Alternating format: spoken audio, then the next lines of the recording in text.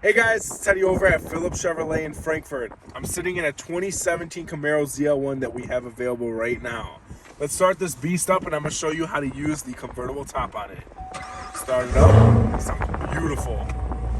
So first things first, you're going to have the car in park. When you're done with that, the windows are rolled down right now, but as soon as I press down that button, the windows will roll down and it'll pop up. There's going to be a button right here on the top. You hold that button down, and as you can see, the rear windows are rolling back. The top will open up. You're holding it down while it's going, and then it does it just like that. Now imagine going fast with this kind of top down. It would be beautiful. And then I'll say folding complete right on your center camera right there.